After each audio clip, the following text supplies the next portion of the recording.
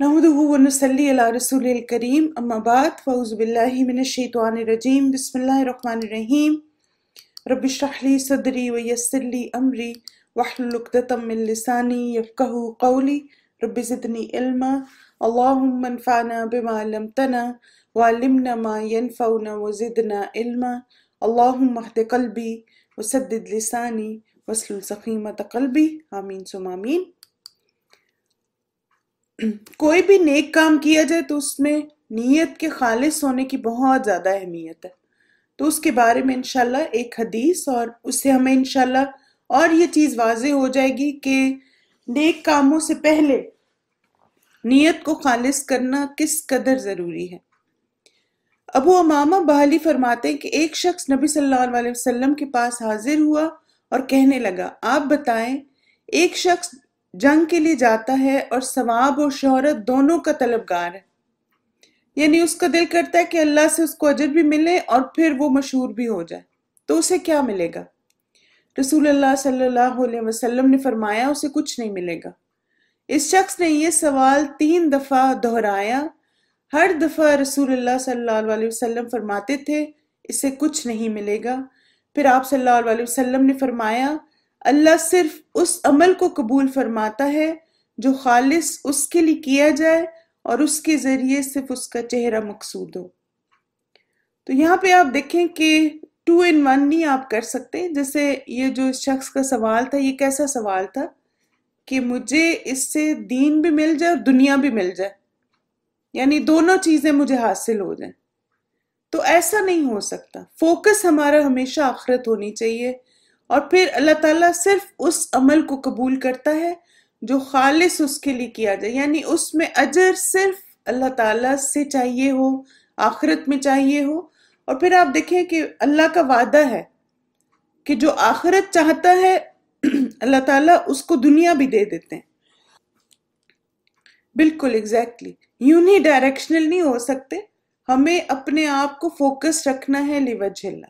इसीलिए आप देखें कि हर वक्त हम आपको ये रिमाइंडर करवाते ना कि जो भी काम करें लिवजहिल्ला करें, अल्लाह सुब्हान ताला की रज़ा के लिए, उसकी खुशी के लिए करें। तो ये हदीस अब एक तरह से उस चीज़ को ज़्यादा क्लियर भी कर देती है। चूँकि हम नमाज के अस्कार पढ़ रहे हैं इंशाअल्लाह ताला, तो हर रोज़ मैं आपसे एक हदीस शेयर करूँगी नमाज की अहमियत के बारे में, ताकि हम इस फ़र्ज़ को और खुश उसलूबी के साथ अंजाम दे सकें। ये सुनन अबू दाऊद की रिवायत है। अबादा बिन सामित फरमाते हैं कि मैंने रसूलुल्लाह सल्लल्लाहु अलैहि वसल्लम को फरमाते हुए सुना कि अल्लाह ने अपने बंदों पर 5 नमाजें फ़र्ज की हैं। जिसने उन्हें अदा किया, उनका हक हल्का समझते हुए इनमें कुछ ज़ाया ना किया, तो अल्लाह का उसके लिए क़यामत के दिन ये अहद है कि उसको जन्नत में दाखिल फरमाएगा।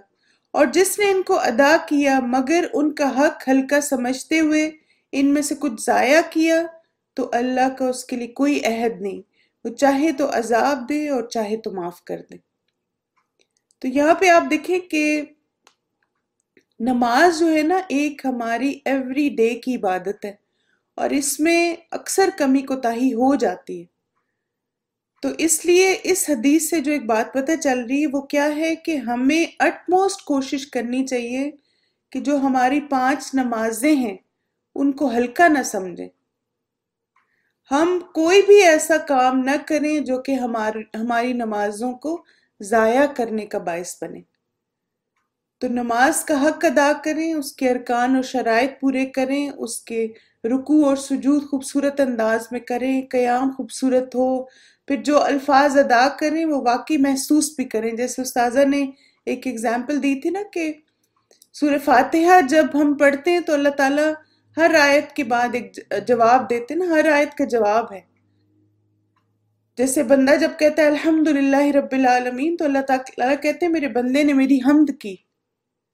तो अब अगर एक बंदा जो है वो जल्दी जल्दी सूरह फातिहा पढ़ रहा है तो उसने अपनी नमाज का हक अदा नहीं किया, यानी उसने उसको इम्पोर्टेंस ही नहीं दी जैसे उसको देनी चाहिए थी। और अगर रुकू सजदे पूरे नहीं करता तो उसने अपनी नमाज का हक अदा नहीं किया। तो लिहाजा नमाज के जो आदाब और शराइत हैं उनको पूरा करें। और फिर इसी तरह आप देखें कि ایک نماز سے دوسری نماز کے دوران والا جو وقت ہے وہ بھی اللہ تعالیٰ کے احکامات کی پیروی میں اور نیکی کے کاموں میں گزارے، کیونکہ ایسا نہ ہو کہ ایک نماز پڑھی اور پھر اس میں جو نیکیاں کمائی تھی اس کے بعد کام کر کے وہ سب ضائع کر دیں۔ ٹھیک ہے، بالکل۔ جب ہم کسی چیز کو ہلکا سمجھتے ہیں نا تو پھر ہم اس کو یعنی ایک روٹین کی چیز ہے نا، ہر روز ہی ہم نے کرنا ہے، تو بعض اوقات وہ اہتمام نہیں ہوتا۔ تو یہاں ہمیں یہ جیسے بات سکھائی جا رہی ہے کہ نماز ایک ایسی عبادت ہے جس کا ہمیں اہتمام کرنا ہے۔ ٹھیک ہے، سب سے پہلی جو دعا ہم کریں گے انشاءاللہ وہ ہے اللہ اکبر، اللہ سب سے بڑا ہے۔ سلام پھیرنے کے بعد بلند آواز سے اللہ اکبر کہنا چاہیے۔ عباس رضی اللہ عنہ سے روایت ہے کہ میں نے نبی کریم صلی اللہ علیہ وسلم کی نماز ختم ہونے کو تکبیر سے سمجھ جاتا تھا، یعنی نبی صلی اللہ علیہ وسلم نماز ختم کرتے اور کیا کہتے؟ اللہ اکبر، تو پھر عباس رضی اللہ عنہ سمجھ جاتے تھے کہ اب نبی صلی اللہ علیہ وسلم کی نماز مکمل ہو گئی ہے۔ یعنی آپ دیکھیں کہ یہ اتنا فریکوینٹ عمل تھا کہ نوٹسیبل تھا، تو اس لیے اسے پتہ چلتا ہے کہ ہر نماز کے بعد اللہ اکبر کہنا یہ ایک سائن ہوتا ہے کہ اس انسان کی نماز جو ہے وہ مکمل ہو گئی ہے۔ پھر اس کے بعد دوسری جو دعا ہے استغفر اللہ، میں اللہ سے بخشش طلب کرتا ہوں 3 بار، اور پھر اللہم انت السلام ومنک السلام تبارکت یا ذا الجلال والاکرام، اے اللہ تو سلامتی والا ہے اور تیری ہی طرف سے سلامتی ہے، اے بزرگی اور عزت کے مالک تیری ذات بڑی بابرکت ہے۔ صوبان رضی اللہ عنہ سے روایت ہے کہ رسول اللہ صلی اللہ علیہ وسلم جب اپنی نماز سے فارغ ہوتے تو 3 بار استغفر اللہ استغفر اللہ استغفر اللہ کہ میں اللہ سے بخشش طلب کرتا ہوں کہتے، اور پھر کہتے اللہم انت السلام ومنک السلام تبارکت یا ذا الجلال والاکرام، اے اللہ تو سلامتی ہے اور تیری ہی طرف سے سلامتی ہے، اور اے بزرگی اور عزت کے مالک تیری ذات بڑی بابرکت ہے۔ یہ تینوں جو دعائیں ہیں ان کے اہم نکات کے، کیونکہ یوزلی یہ تینوں اکٹھی آتی ہیں۔ اللہ اکبر عبادت کے اختتام پر کہنا خود کو یاد دہانی کروانا ہے کہ اللہ سب سے بڑا ہے، ساری عبادات اور بڑائی صرف اس ذات کے لیے۔ جیسے آپ دیکھیں نا، آپ نے ایک نیک عمل کیا، خوبصورت کام کیا، اور اس کا کریڈٹ آپ نے خود نہیں لیا، لینا بھی نہیں، کیونکہ توفیق اور استطاعت تو اللہ نے دی نا اس کام کو کرنے کی۔ تو اللہ سب سے بڑا ہے۔ جیسے ایک دم سے the moment ہم کہتے ہیں نا اللہ اکبر، تو ہم سارا تکبر اپنے اندر سے، سارا دکھاوا، ساری جو بڑائی ہے وہ ختم کر دیتے ہیں، اور سارا کریڈٹ اللہ سبحانہ تعالیٰ کو دیتے ہیں کہ اللہ بڑا ہے سب سے، کہ جس نے مجھے توفیق دی کہ میں نے نماز پڑھی، جس نے مجھے توفیق دی کہ میں نے عبادت کی، جس نے میرے لیے آسانی کی اس عبادت کو کرنے کی۔ پھر اس کے بعد استغفر اللہ، جی ہاں بالکل، وما توفیقی الا باللہ، ایگزیکٹلی۔ نماز کے بعد استغفار کرنا بندے کی تواضع کا اظہار ہے کہ اللہ اس عبادت کو قبول فرمائے اور اس میں کمی کوتاہی کو معاف کر دے۔ جیسے آپ دیکھیں نا، ہم اپنی طرف سے تو بیسٹ ایفرٹ کرتے ہیں، اچھی نماز پڑھیں، لیکن پھر بھی کبھی شیطان کا وسوسہ آ جاتا ہے، کبھی ڈسٹریکٹ ہو جاتے ہیں، کبھی کچھ، اور پھر کیا ہوتا ہے کہ انسان تھوڑے سے دل میں پریشان ہوتا ہے کہ اتنی اچھی نماز نہیں پڑھی گئی۔ تو پھر جب ہم بعد میں نماز کے استغفر اللہ کرتے ہیں تو اس کا کیا مطلب ہے کہ یا اللہ، میں نے اپنی طرف سے تو پوری کوشش کی کہ اچھی نماز پڑھوں، لیکن پھر بھی اس کا وہ اتنا اچھا سٹینڈرڈ نہیں تھا جتنا ہونا چاہیے۔ تو استغفر اللہ کرنا ہماری اپنی خامیوں کا اقرار ہے اللہ کے آگے کہ یا اللہ اتنی اچھی نہیں پڑھ سکے، اتنی اچھی عبادت نہیں کر سکے۔ اور پھر استغفر اللہ کا ایک مطلب شکر گزاری بھی ہوتا ہے، یعنی یا اللہ تیرا شکر ہے کہ تو نے نماز کو پڑھنے کی توفیق عطا فرمائی۔ تو دونوں میننگز اس کے ہوتے ہیں نماز کے بعد، یعنی نماز کے بعد ایک تو شکر گزاری کہ اللہ نے توفیق دی کہ ہم نماز پڑھ سکے، اور دوسرا اگر نماز میں کچھ کمی کوتاہی رہ گئی یا اللہ تو اسے معاف کر دینا۔ پھر اللہم انت السلام، अस्सलाम जो है ये अल्लाह सुब्हान ताला के नामों में से है। इस दुआ में अल्लाह की सिफात का वास्ता दिया जा रहा है, अल्लाहुम्मा अंतस्सलामु व मिनकस्सलामु, कि या अल्लाह तू सलामती है, सलामती वाला है, और मैं जिस अमन और सलामती में हूँ ये सब तेरे करम की वजह से। जैसे आप देखें ना कि हम कितने सुकून और इत्मीनान से अपने घरों में नमाज पढ़ते हैं, हम कितने सुकून इत्मीनान से, कोई खौफ खतरा नहीं, हम सलामती के साथ नमाज पढ़ने और अल्लाह ताला की हिफाजत हमारे साथ है। तो ये जैसे हम इकरार करते हैं कि या अल्लाह तू अस्सलाम है, और मेरी ज़िंदगी में भी जो सुकून और इत्मीनान है, और जो सुकून और इत्मीनान मेरी नमाज में है, ये सब तेरी वजह से। जैसे कल वो मैं एक वीडियो देख रही थी, किसी स्कॉलर ने डाला था कि मसलन लोग इफ्तारी कर रहे थे और बाहर जैसे फायरिंग हो रही थी, तो आप सोचें कि कुछ लोग ऐसे हालात में भी अपने दीन पर अमल करते हैं, ऐसे हालात में नमाजें पढ़ते हैं कि जब बाहर जो है एक जंग जैसी कैफियत है। तो जब इंसान ऐसी चीज़ें देखता है तो उसके अंदर और ज़्यादा शुक्रगुजारी आती है कि अल्लाह ताला उन सब के लिए भी आसानियाँ करे और उनको इस्तकामत दे जो इस मुश्किल वक्त में अपने दीन पर जमे हुए हैं, और अल्लाह ताला हम सबको भी अमन और सलामती में रखे। तो यहाँ पर हम ये जब कहते हैं ना वो मिनकस्सलाम, तो हम क्या कहते हैं कि या अल्लाह तेरी ही वजह से अमन व अमान है, तेरी वजह से ये सब सलामती है, और अल्हम्दुलिल्लाह सबसे बढ़ के ये कि मैं अपने घर में सुकून और इत्मीनान से नमाज पढ़ रही हूँ। फिर इसके बाद तबारकता, ये बहुत ही प्यारी सिफत अल्लाह सुब्हान ताला की कि वो बाबरकत है। तबारकल्लज़ी हम जो सूरह मुल्क के शुरू में भी कहते हैं कि अल्लाह की ज़ात बरकत वाली है और हमारी जिंदगियों में खैर बरकत अल्लाह की रहमत से है। यानी जब हम कहते हैं ना तबारकता, तो ये असल में हम इस बात को एक्नॉलेज कर रहे होते हैं कि हमारी जिंदगी में, हमारे रिस्क में, हमारे घर में, हमारी फैमिली में, जहाँ जहाँ पे खैर व बरकत है, ये सब अल्लाह सुब्हान ताला की वजह से है। और फिर या ज़ुल जलाली वल इकराम, आप देखें कि इंसान नमाज में इस बात के इकरार करता है कि सारी इज्जत और बड़ाई अल्लाह ताला की वजह से, सारी बुजुर्गी, सब इज्जत अल्लाह का मालिक अल्लाह है।